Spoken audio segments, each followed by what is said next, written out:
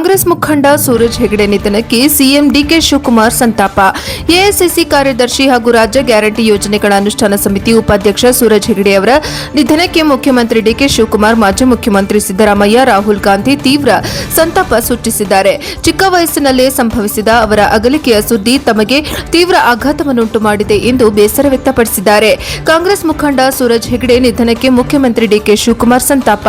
ರಾಜ್ಯ ಗ್ಯಾರಂಟಿ ಯೋಜನೆಗಳ ಅನುಷ್ಠಾನ ಸಮಿತಿ ಉಪಾಧ್ಯಕ್ಷರಾಗಿ ಉತ್ತಮವಾಗಿ ಕಾರ್ಯನಿರ್ವಹಿಸುತ್ತಿದ್ದರು. ಎಐಸಿಸಿ ಕಾರ್ಯದರ್ಶಿಯಾಗಿ ತಮಿಳುನಾಡು ಹಾಗೂ ಪುದುಚೇರಿ ರಾಜ್ಯದ ಉಸ್ತುವಾರಿಯಾಗಿದ್ದರು.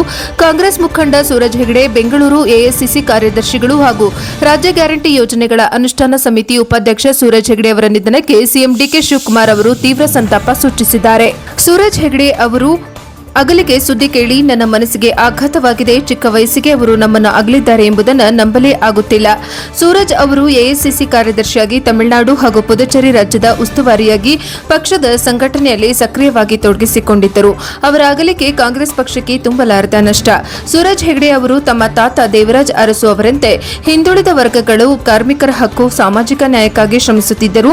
ರಾಷ್ಟ್ರೀಯ ಯುವ ಕಾಂಗ್ರೆಸ್ ಉಸ್ತುವಾರಿಗಳಾಗಿ ಪಕ್ಷದ ಸಂಘಟನೆ ಮೂಲಕ ರಾಜಕೀಯಕ್ಕೆ ಪ್ರವೇಶಿಸಿದರು. ಈಗ ರಾಜ್ಯ ಗ್ಯಾರಂಟಿ ಯೋಜನೆಗಳ ಅನುಷ್ಠಾನ ಸಮಿತಿ ಉಪಾಧ್ಯಕ್ಷರಾಗಿ ಉತ್ತಮವಾಗಿ ಕಾರ್ಯನಿರ್ವಹಿಸುತ್ತಿದ್ದರು.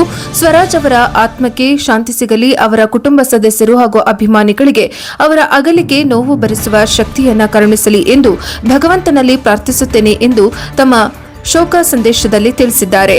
ವರದಿ ವೇದಮೂರ್ತಿ, ಪ್ರಜಾಪವ ಟಿವಿ, ಬೆಂಗಳೂರು.